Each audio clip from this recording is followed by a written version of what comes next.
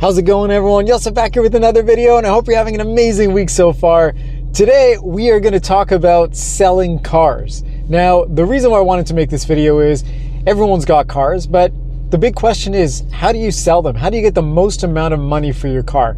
Either when you're trading it into the dealership or when you're selling it privately. And I think it's one of the big questions that a lot of people have. If you're selling it to the dealer, how do you make sure you make the most money out of it? If you're selling it to somebody privately and you choose to go down that route, how do you make the most money out of it? So today, we are going to talk about my top tips on how to get the most amount of money for your car. Are you ready? Let's go. Okay, so tip number one, take good pictures of your car.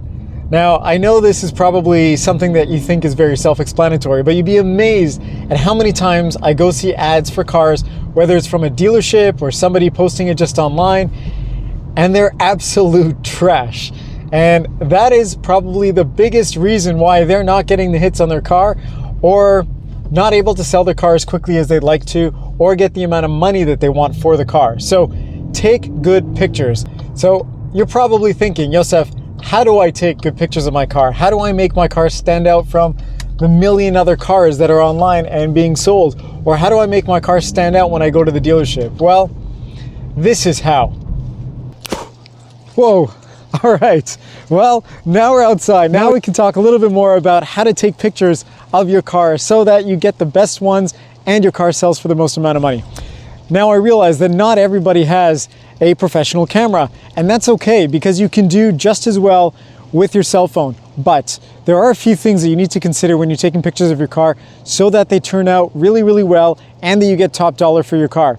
Now, I'm going to give you ideas of how to do this with both, but the first and most important thing that you have to be aware of is location. Now, you don't want to have too much in the background. The idea is the star of the show is the car and not everything around it. So don't do it in your garage. Don't do it in your driveway. Try to go somewhere that's a little quieter, more open, where there aren't a lot of distractions, and do it in a time where the sun isn't beating down on the car.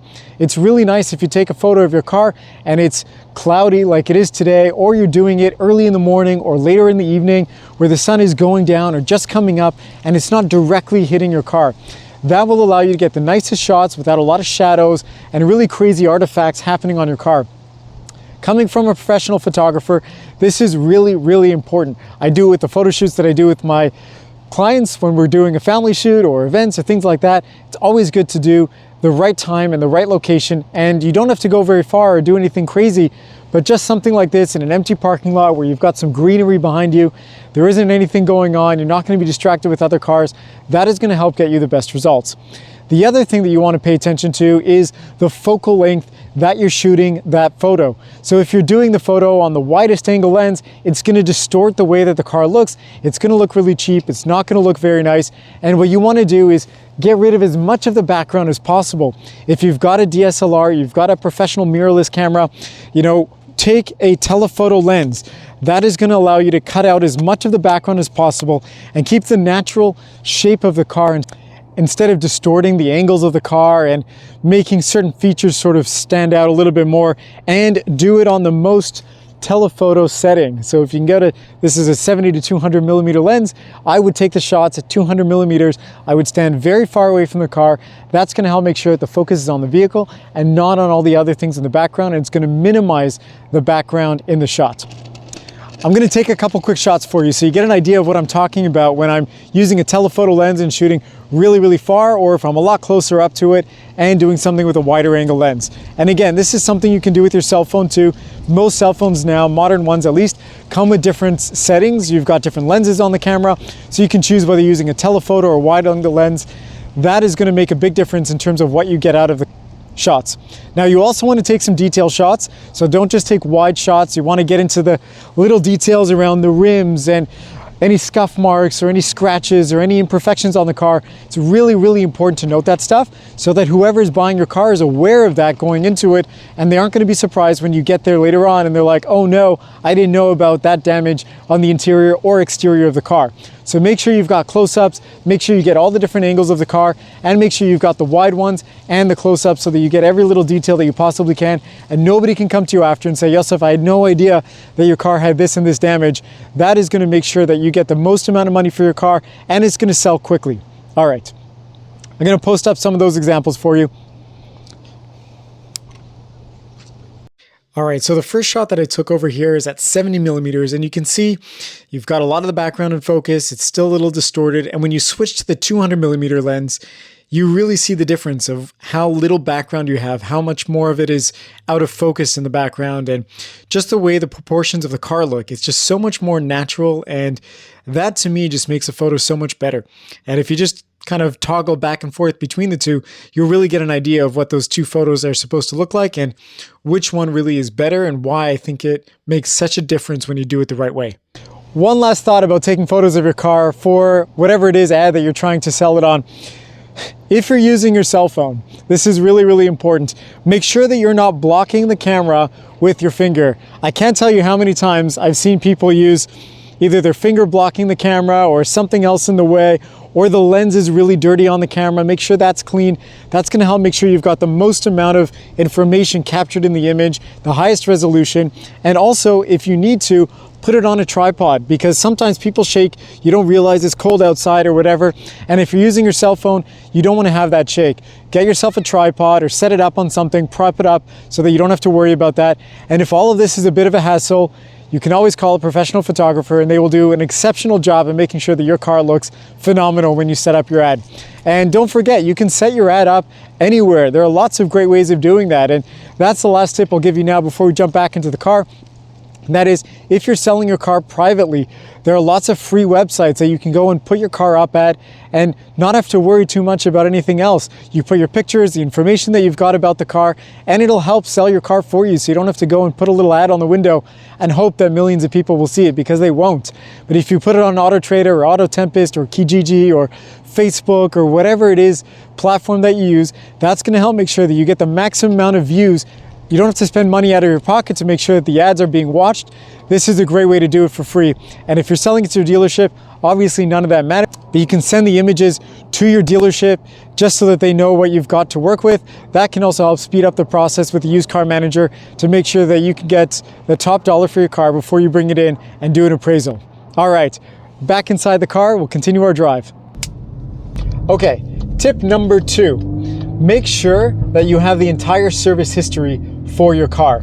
Now, this probably is not something that a lot of people are used to, but whenever you take your car for service, you get any work done, an oil change, brake changes, anything like that, you want to make sure that there's a record of it, so that either when you're taking it to the dealer or you're selling it privately, you can show that your car was taken care of, it was well maintained, and it was maintained somewhere that there's a record of. And if you don't have all that information already, then go to the dealership that you're using, or go to whatever service place you use. If it's a private mechanic or a body shop or something like that, go and see if they have the service records that they can print off for you, so that you've got it in a file and you have the ability to go and now share it with people. It's very well known that if you have the entire service history of your car, when you go to sell your car, you are going to get more money out of it, and you're also going to make sure that it'll sell easily. If you don't have all that information, it's going to be a lot more difficult to sell, because people won't know what happened with that car. Were you somebody that really cared and did the oil changes on time, or were you someone that neglected the car and didn't really do that stuff? So make sure you have the entire service history for your car. It's going to make a big difference if somebody's comparing your car or another car, and yours is the one that has it and the other one doesn't. Yours will sell more, I can guarantee that. Now, if you're selling it to the dealership, that's also going to make a big difference, because the dealer will be a lot more confident and probably less interested in looking at all the nitpicky details about your car, because they'll see you're somebody who was responsible, who really cared about your car, and that's going to go a long way as well. So regardless of whether you're trading it in or giving it to somebody privately, that's going to make a world of a difference for you. Okay, the next tip for you is have your car detailed. Now, I know you're probably thinking, well, Joseph, why would I want to spend the money on cleaning my car professionally inside and out before I go sell the car? Because I'm trying to get rid of it. I want to make the money off of it, and I don't want to invest $200 or $300 on getting the car detailed if I'm just going to sell it next week or in a month.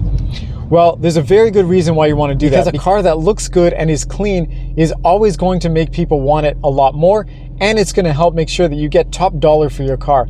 If you come in and your car is in disarray, you've got dirt everywhere, you've got garbage in your car, and you've got just nothing looks good in your car, chances are people are going to look at that and say, oh man, that's awful. No way am I going to pay that price for that car. I'd rather go and find one that's a lot cleaner and will likely be a better maintained car. So that is a really big deal. If you have a clean car, people are going to look at it as if it's so much better than the competition, and it's going to make sure that people are going to think that you've taken care of your car. Now, you don't want to deceive people, obviously, but if you've taken care of your car and it's clean, that's going to go the extra mile and help fetch you top dollar for your car. Now, little piece of advice on that, don't go cheap. Get your car detailed the right way. Even if you're going to the dealership to trade in your car and get something else, if your car is immaculate and in showroom condition, it's going to make a world of a difference in terms of how much money they're willing to give you for your car.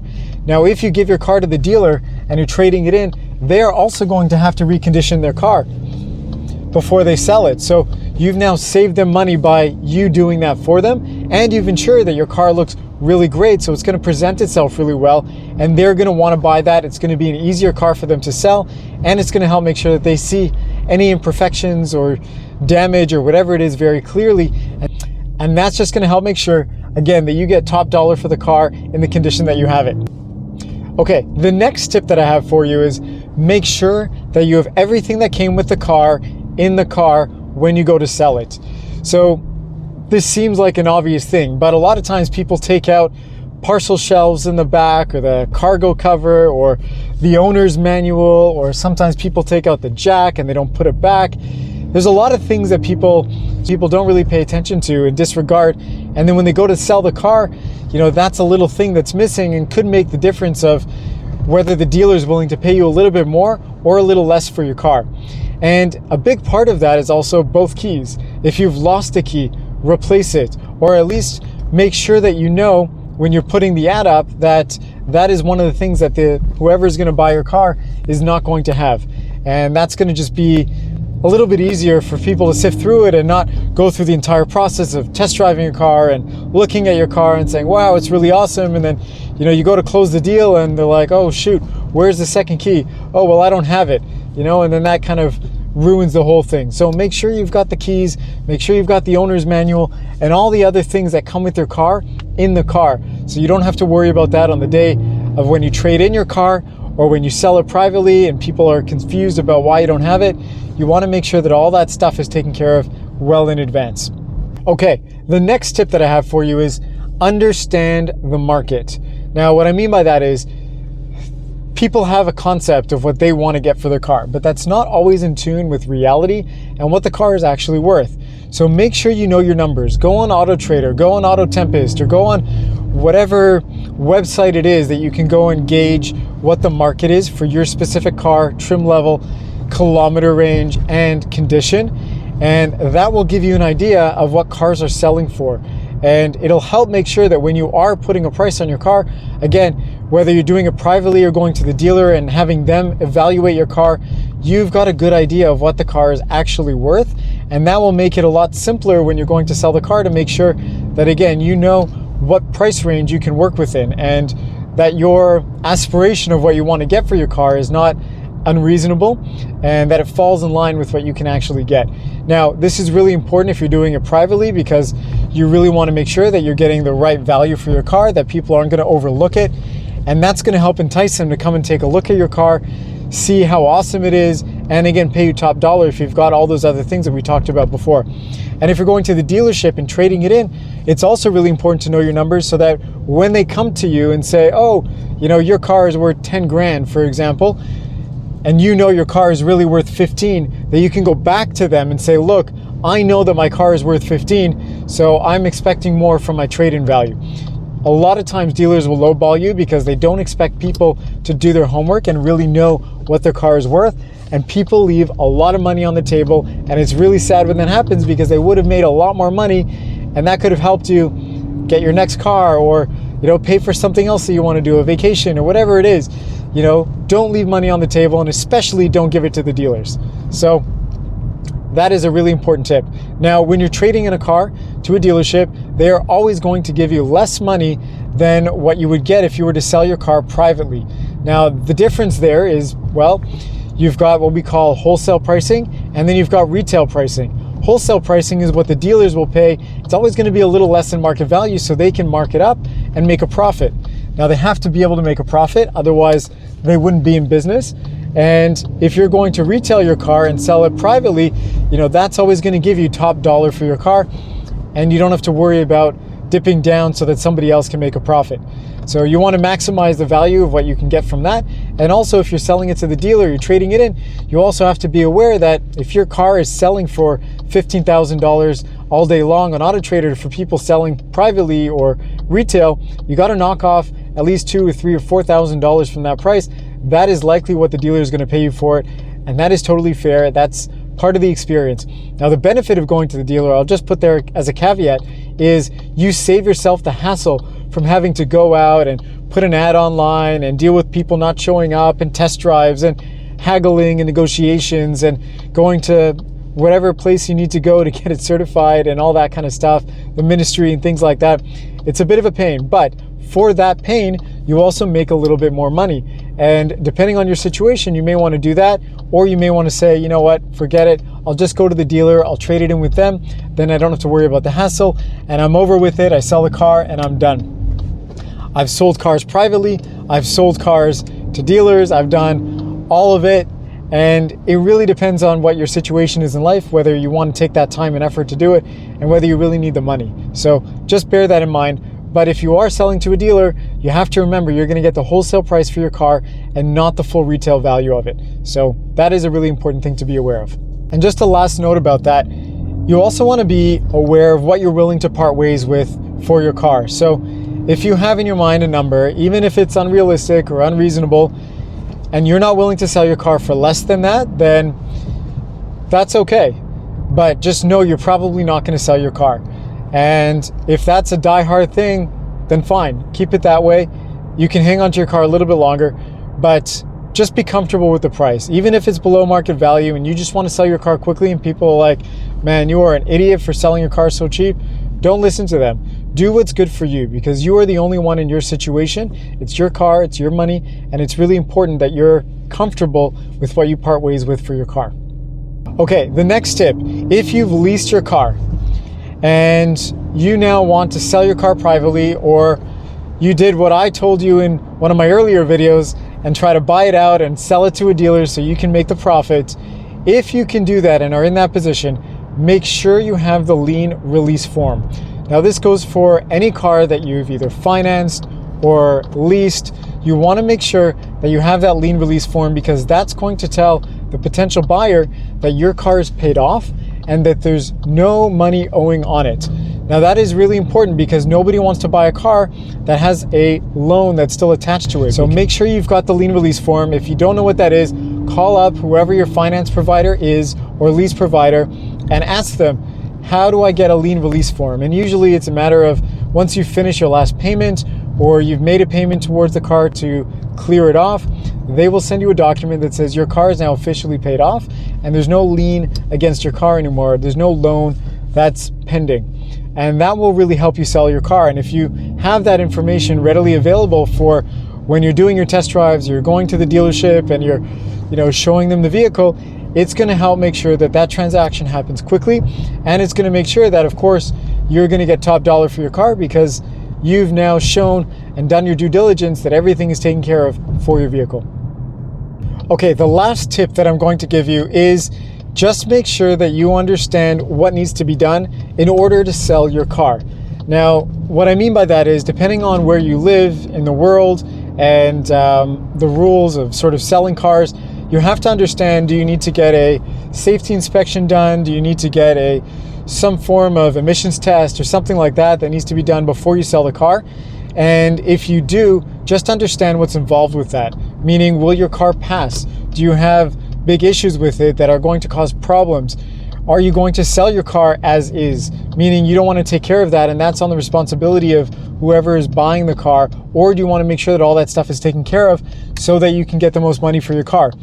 If you sell a car as is, that means you don't have to take care of a lot of those issues. Again, the buyer beware type of situation, it's up to them to want to do that. But if you're selling your car to make as much money as you can off of it, then it may make sense for you to go and do all of that stuff or at least be aware of what needs to be done, so that whoever it is that's taking that responsibility from you and buying your car now has a good understanding of what they need to get done. So understanding what needs to be done in order to sell the car in your area is really, really important. And I would highly, highly recommend doing a little bit of research to figure out, what do I need to do? What needs to be fixed? How do I sell the car? What's the process?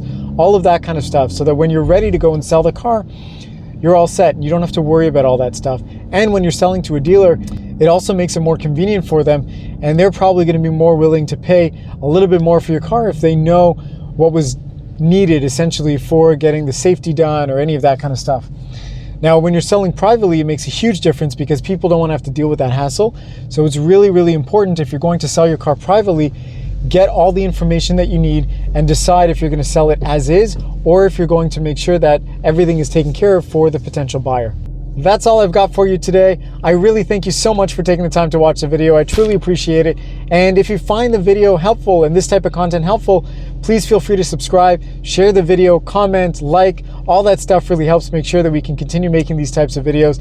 Thank you again so much, and I hope you have an amazing rest of the week, and I will see you again in the next video.